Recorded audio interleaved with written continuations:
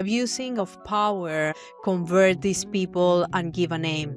The word assholes, how you will define an asshole into the professional environment. They don't see how it demotivates everybody else and how if everybody else is not engaged, then the global productivity is lower. If you look at the cost of losing a manager, it's estimated to represent, it has been calculated by scientists, to represent between 200 and 300% of a yearly salary, which is a huge cost, but it's a hidden cost. You don't see it as money going out in the account. And top management doesn't see that, and they ignore that. These people who are not compatible with us, they should just go somewhere else and find a place that is compatible with their way of working. Yeah. But within our organizations, we should set certain rules, principles, fundamental principles, defining what behavior we want, enforce these principles, and then you avoid having incompatible people in the organization. So please, grab a cup of coffee or tea, get comfortable, and enjoy this episode. Welcome to the Brilliantly Branded podcast. This is the Brilliantly Branded podcast. That is the space where we talk about the human side of branding, how we show up in the world, and how women and individuals can feel seen, can feel value, and empowered in their own careers. So today I'm bringing a conversation that many of us will recognize right away.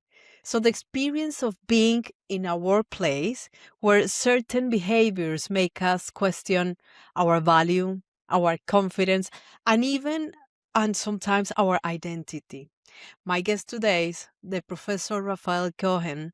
He teaches in some of the most respected universities in Switzerland. He has been the first person to create an entrepreneurship course in that country.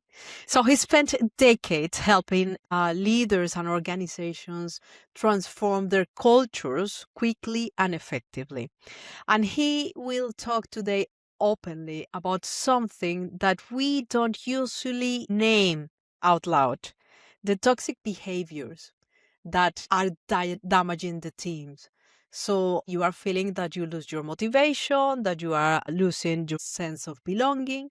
So in this episode, our conversation will be about these toxic behaviors and what a word that we are using to describe those behaviors actually means, not as an insult, but as a way to describe the behaviors that weaken the engagement and make many people feel invisible or drained.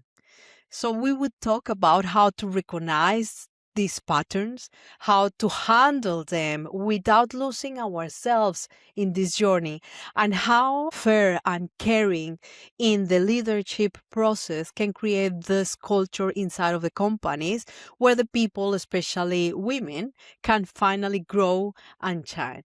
So Professor Raphael, before we go into the topic, I would love to say welcome to the Brilliantly Branded podcast. And most Thank you. importantly, I would love to hear your story, especially what brought you into this world of leadership and analyzing all the human behaviors and the organizational culture. Thank you for the invitation. Delighted to be with you. I was not basically created to become a professor. I've been a serial entrepreneur, a businessman, a business angel. And one day I was asked to create the first course of entrepreneurship. And one thing led to another. I realized that I enjoy it. That's my passion. And now I'm a professor helping people grow. But there was an event that had a major impact on my life. I was 4 years old. My mother woke me up in the middle of the night and she said, we're going on a trip. And I didn't understand what was going on. And I saw my nanny was crying. And we were living in Egypt. I was born in Egypt at the time. And in fact, we left for the airport. And I understood later that we were leaving the country. And my parents became refugees into Switzerland because they were basically kicked out of Egypt. And what hit me, but I understood it later, is that we were at the airport and we were only allowed one suitcase per person. that was the only thing we could take out with us. And my parents came to Switzerland with one suitcase per person. And at the airport, the customs officer opened the suitcase. I can still see that. I was 4 years old. And he went through everything, and he found the photo album that my mother had put together with all my pictures from my birth. And he took it out and confiscated it. Just being mean. He had no benefit of confiscating a photo album. I mean, this was not a state secret. And that, I realized that when people abuse their power, it's awful. And it's something that stuck with me, and I've been allergic to injustice. I connect it with this, plus the fact that my parents had to leave a wonderful life they had there, all of a sudden, because Nasser, the ruler at the time, used his power to kick people out. And that's simple abuse of power. So I've been allergic to two things in my life. One is abuse of power, and the other one is stupidity. So that's what triggered my interest in dealing with these questions of injustice, lack of fairness, etc. Yeah. So that's, I would say, you asked for my story. I could speak a lot about me. I love to speak about myself, but I don't think this is what's the most passionate for your. It is actually, because, well, part of your story is what is going to shape our story today here in this episode, and is the abusing of power, the fact of abusing the power, convert these people and give a name. And that name is a name that I was referring at the beginning, and the word that probably people is going to say, well, but you don't use that word in a podcast. But yeah, I will love to use that, and it's the word assholes. And this guy that did that with the album, the photo album, all the meanings behind that for your mother, and that brought me as well to the book of Viktor Frankl, and that is actually very similar of what was happening, and that for me is what I defined and put the category of asshole. I know that you have been using that word as well openly, but when we're talking about these toxic behaviors in companies specifically, how you will define that in a professional context? How you will define an asshole into the professional environment? Okay, first, I'm extremely thankful to Professor Robert Sutton, because he wrote a book called The No Asshole Rule in 2007. And this book was elected as the best business book for the year in the United States. And his book has been sold over 800,000 copies. So it's really a reference. And since he's using the word, then I'm allowed to use it as well. So I'm very thankful, because thanks to him, I can use the word. Okay. And, when I teach my sessions on leadership, I always ask people, who has never been exposed to an asshole? And nobody raises their hand. So it means that everybody has somehow been exposed to an asshole. So now the question is, what is an asshole?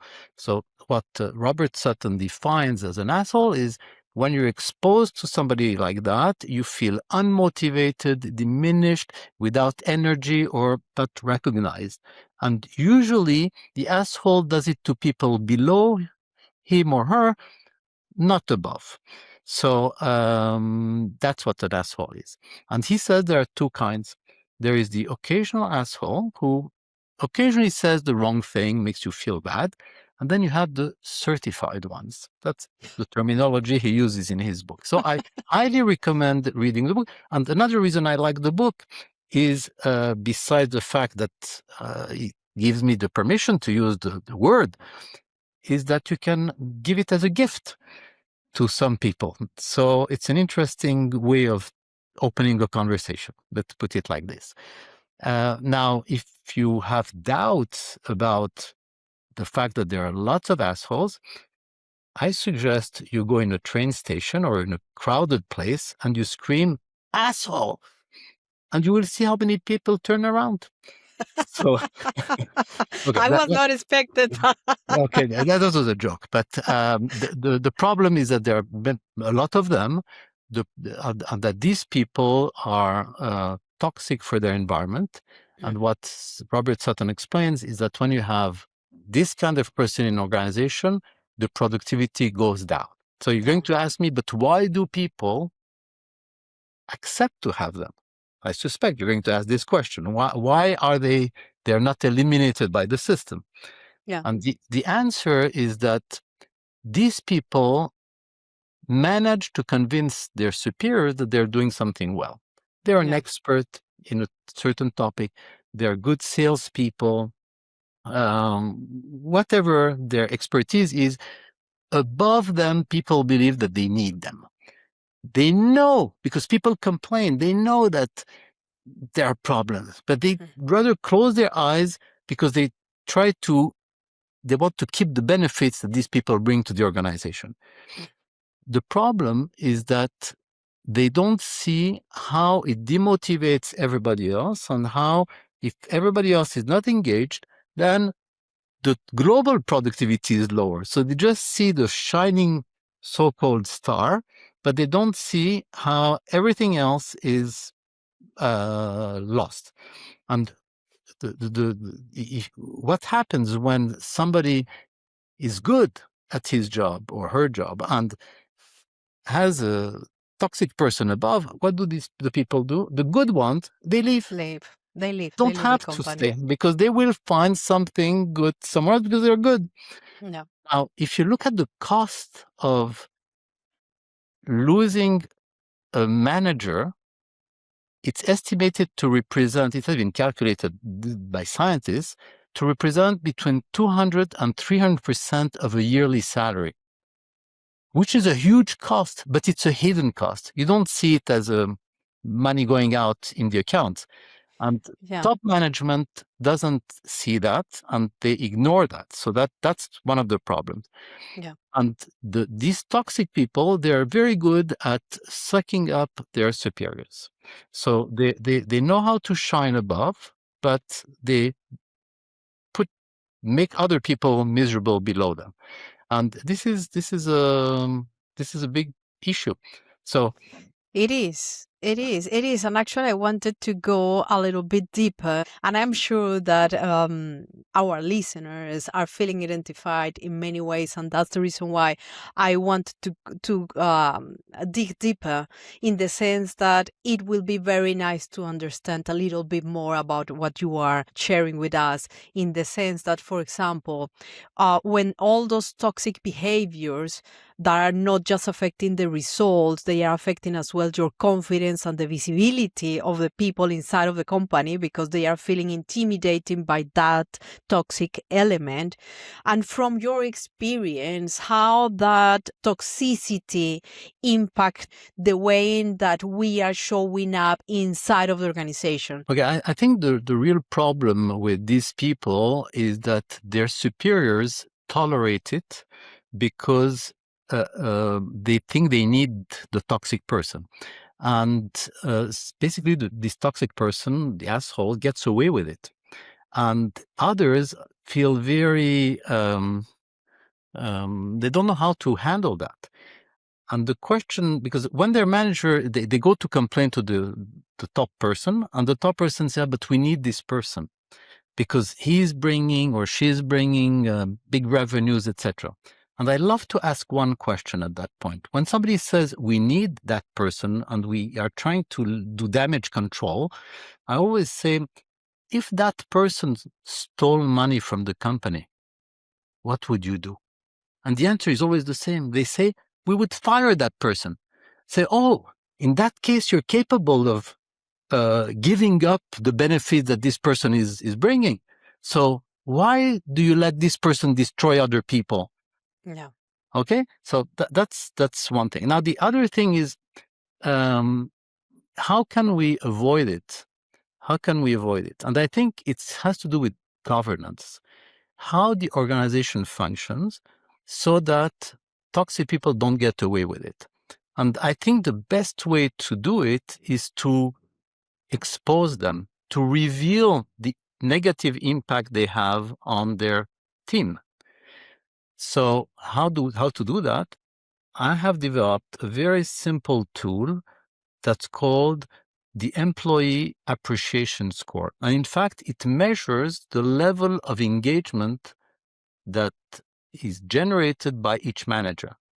So if you see that somebody is not generating engagement, then it means that this person has a negative impact on its team, on his or her team. And if it's a negative impact, it means that these people are not engaged and they're not motivated to give their best.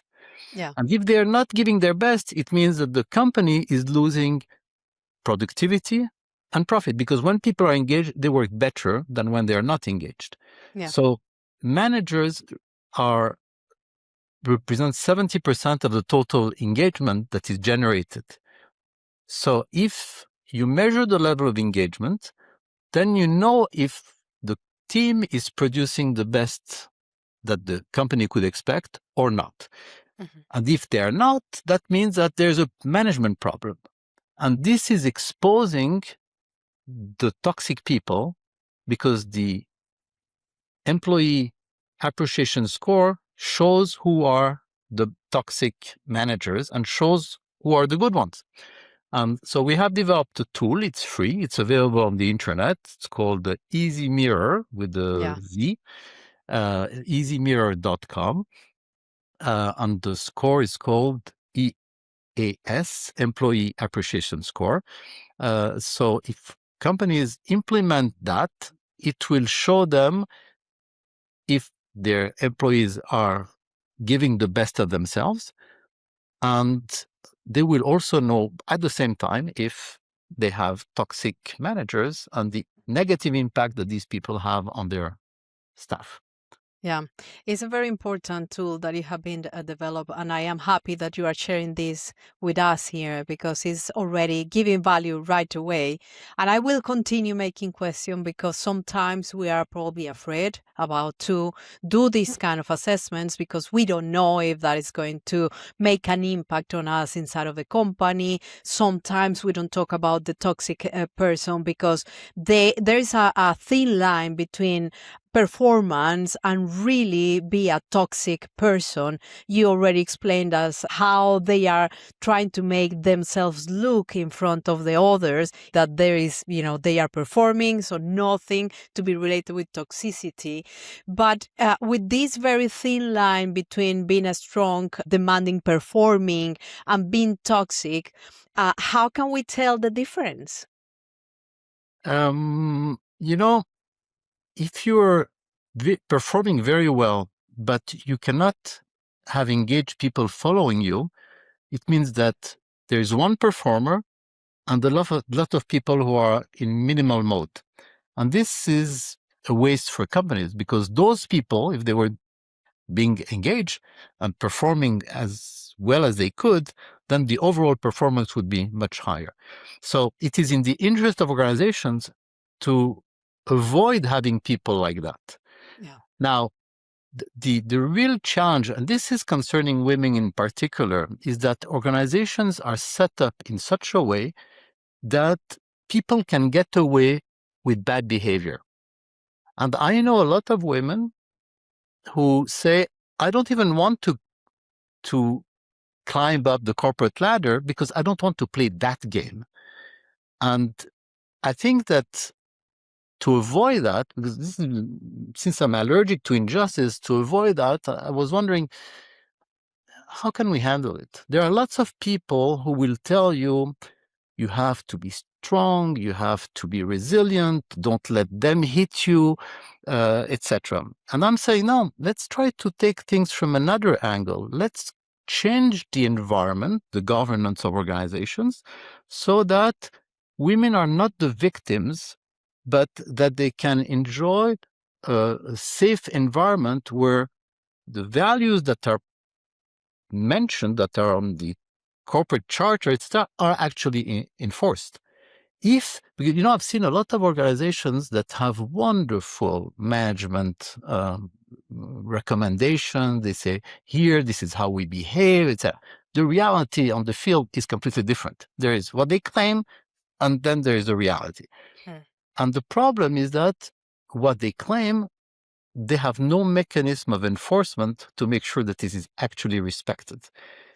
Because no company that truly wants to have certain values respected, there are very few that actually have a mechanism to enforce that those values are actually respected and happening.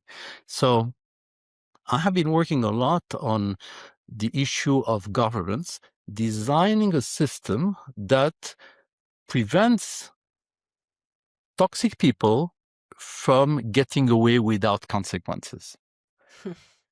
And there is, I'm going to give you a quote. I'm going to read it because I really think it's fundamental. It's Montesquieu, a French author. He says, "It is an eternal experience that any man who has power is inclined to abuse it. He goes until he finds limits. In order that power cannot be abused, it must be stopped by the disposition of things." In other words, you must have a well thought out governance mechanism to prevent the abuse of power. Because today, if somebody abuses their power, the only option people have is to go at the higher level, report it. And usually the person at the higher level has a conflict of interest because they chose that person who is abusing their power, and they're stuck. It would mean I made a mistake to hire that person.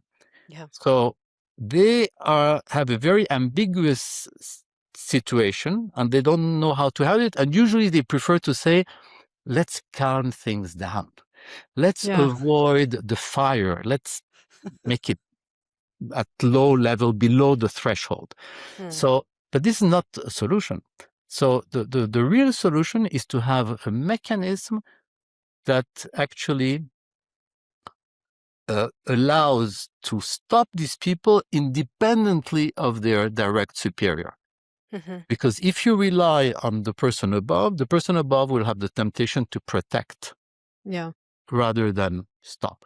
That really make decisions and change the path of what is happening. Exactly. And basically, as a part of what you have been explaining, I guess this is what you promise as a part of your value promise in the things that you are doing when you are changing quickly the culture in the organizations, because you say that you can help organizations change their culture rapidly. And this is something, and the reason why I said, well, is let's have a conversation, because I know that this is part of the pain that is evident that most of the companies are having right now. What does that process look like, and where does really that transformation begin when you do these processes? Okay, let's do it like this. First, I'm going to take a reference that is a religious reference. So let's take out the religious component. But if you look at the 10 Commandments, what are the 10 Commandments? There are 4 commandments that are connecting, that have to do with the relationship between humans and God. So let's leave these 4 out, okay?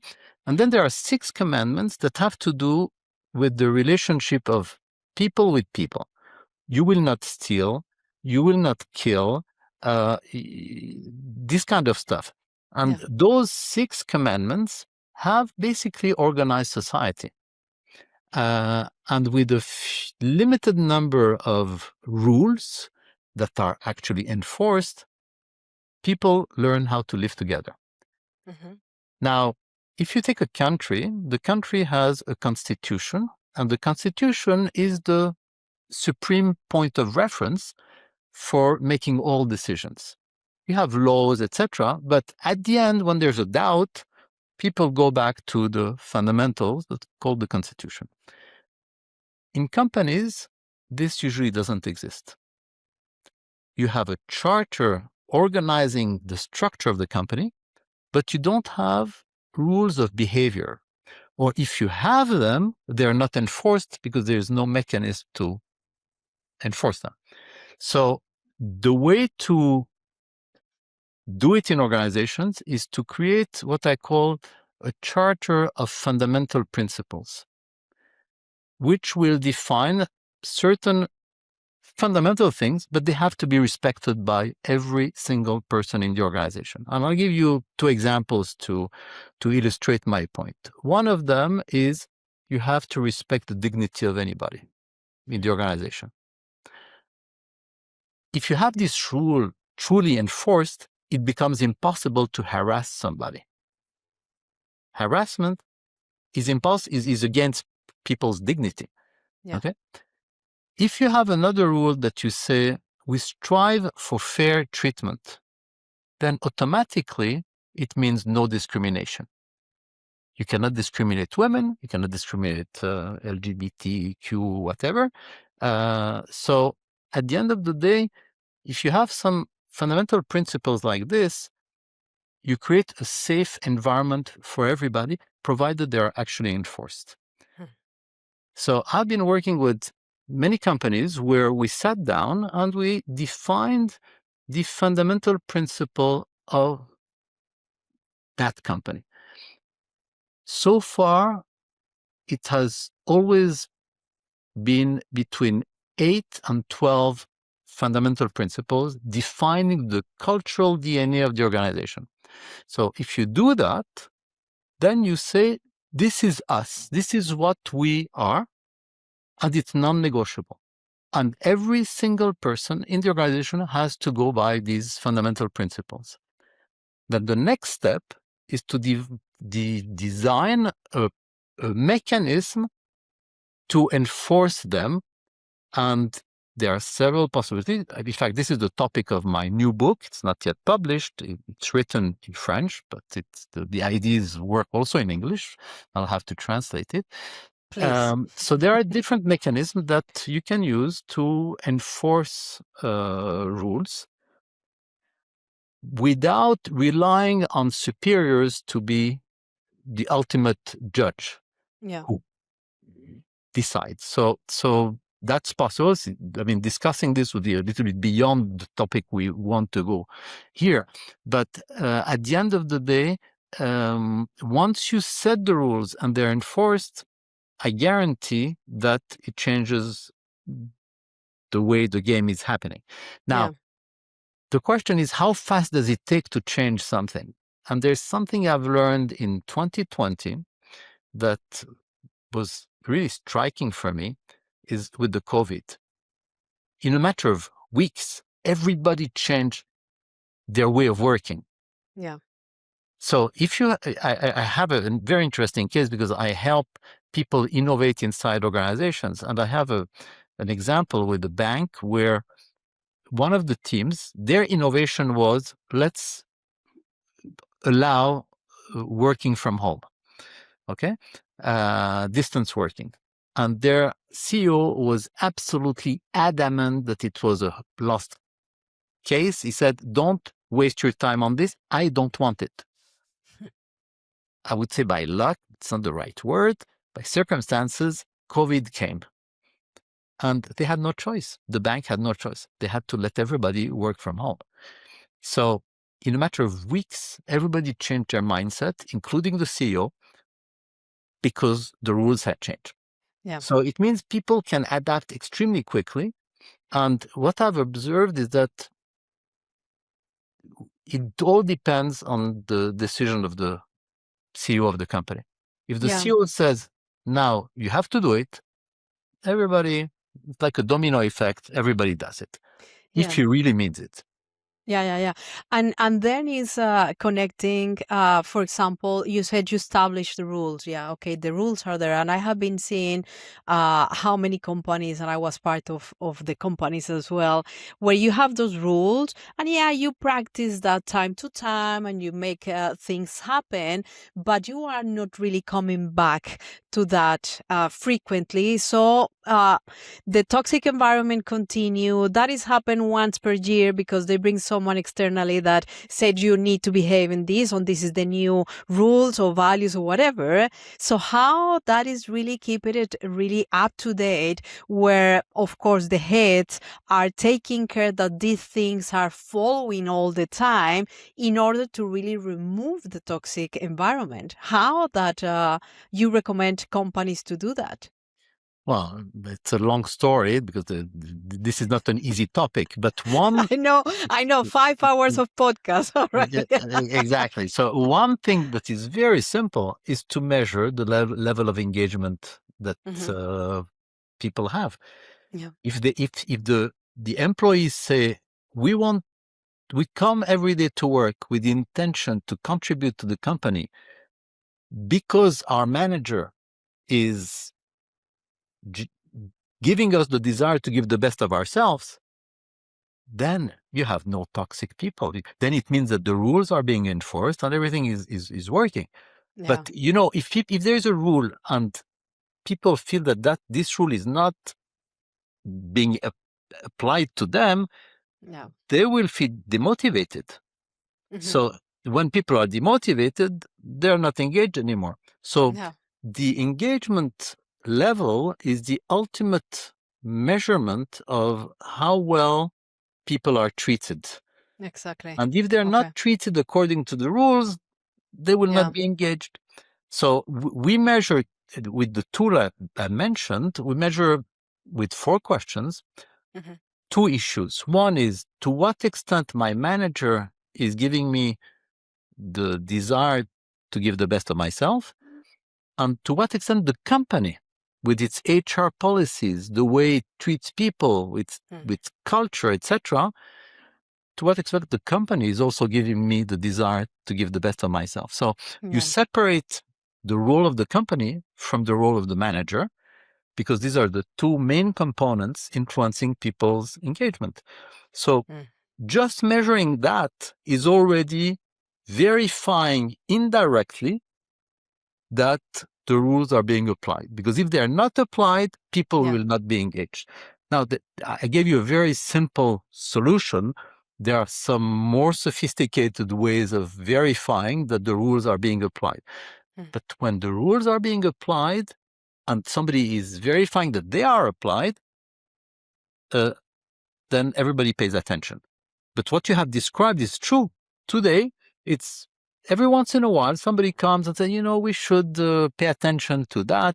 Let's organize a seminar. And then the next day, we go back to the routine and gone. So that's what I'm saying. It's important to have a mechanism, a governance mechanism, or several governance mechanisms that actually ensure that the rules are being respected. Because if the rules were respected, I have absolutely no doubt that there will be many more women happier in the workplace. And I think that one of the advantages of this approach is that instead of saying we should do something so that women are better or happier or whatever, here we're doing things for everybody. It's not only women. It's also men who suffer from abuse of power. But if we stopped abuses of power, women would benefit and men would benefit. And men.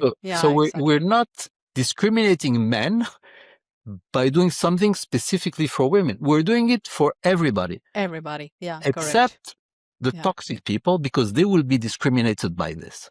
Yeah, correct. And this I have no mercy. That is clever and really very, very attractive for companies. And I'm sure that if they take the time to listen into this episode, will find how you have been doing that and go deeper in contacting you, in the sense that getting more information and putting the things in practice.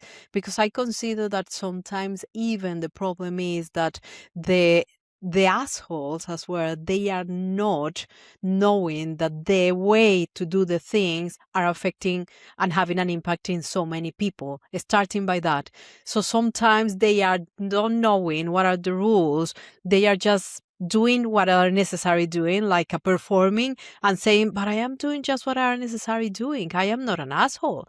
And nobody wants to really put that name on themselves. So part of their reputation as well, and connecting this a little bit with the branding. So how you arrive to a company, you do 2-3 things and you put it, you end up having the label of, this is an asshole. Men, women, all genders is an asshole. So the thing is how we start to realize that we are not doing things that will convert us with this label. I think it will be a very good first step to do in the companies, because the other thing is people are not leaving companies, people are leaving managers. And that is what I have been experimented, is I have been probably loving the company, the concept, the values, the everything. And then you find someone that is toxic in your environment, your team. Even it could be not just your boss, even could be part of your team. And I have been there. And I have been realizing it doesn't matter what is the level, toxic people all over the place. You're absolutely right. And that's why I'm insisting so much on the governance, so that those people who are toxic don't get away with it. And some people may be offended by the word asshole. So I'm going to use a different word. Simply say incompatible. And you say people, that. You are sweet. Yeah, very sweet. Yeah. So these people who are not compatible with us, they should just go somewhere else and find a place that is compatible with their way of working. Yeah. But within our organizations, we should set certain rules, principles, fundamental principles, defining what behavior we want, enforce these principles, and then you avoid having incompatible people in the organization. And then everybody's happy, simple, clear. I'm so happy to have this conversation with you, because sometimes we have this inside of organizations. We have been living that, experimented, make us feel diminishing ourselves in many different ways, and in certain way as well, don't knowing what to do that, how to manage, how to handle that.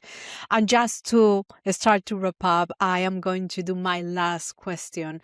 And it's after all the years that you have been working with teams and leaders and organizations, what will be this one message that you want every individual, especially women listening, to carry into her own career, that they can apply in order to don't be an asshole, to don't let them be feeling bad because of that?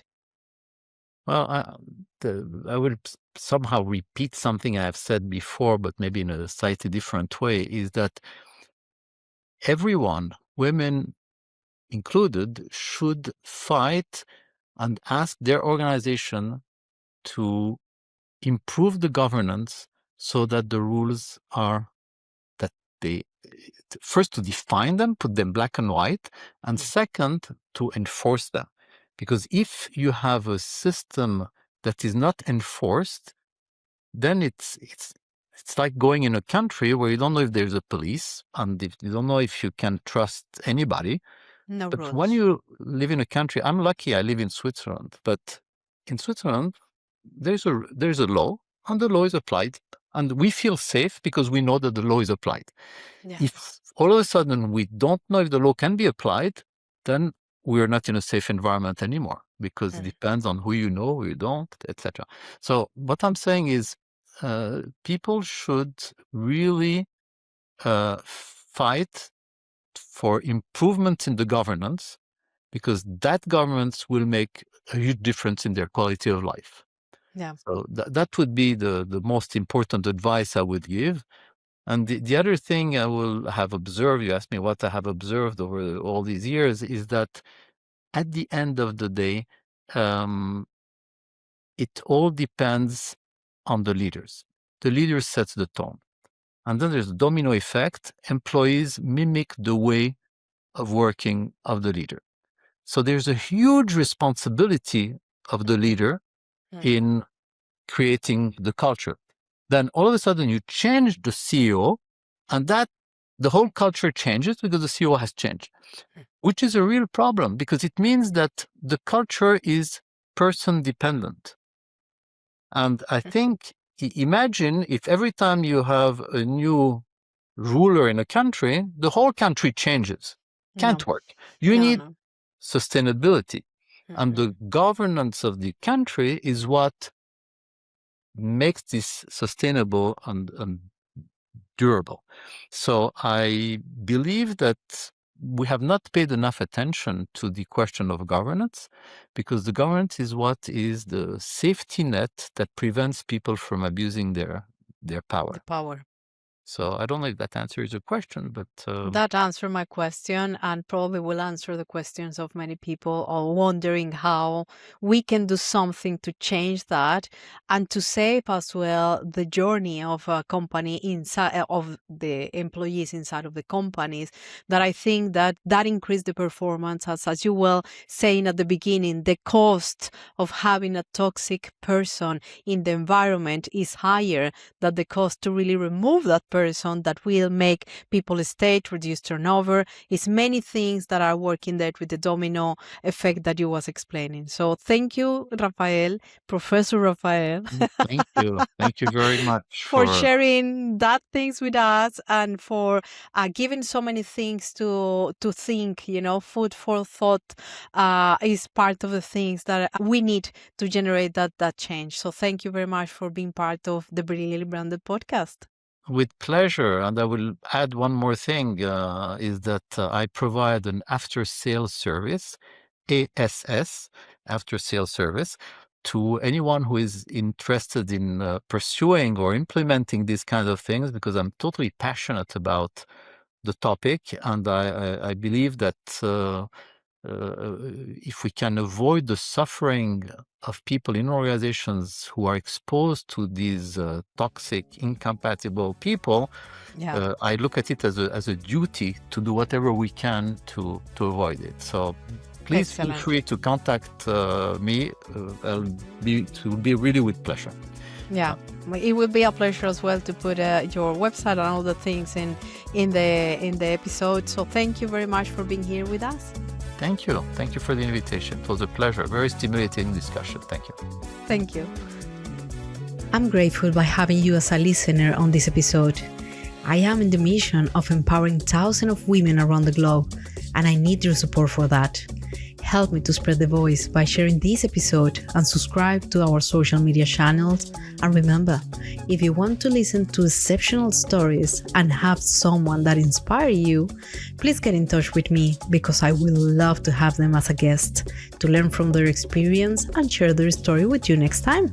So until the next episode, ciao, ciao.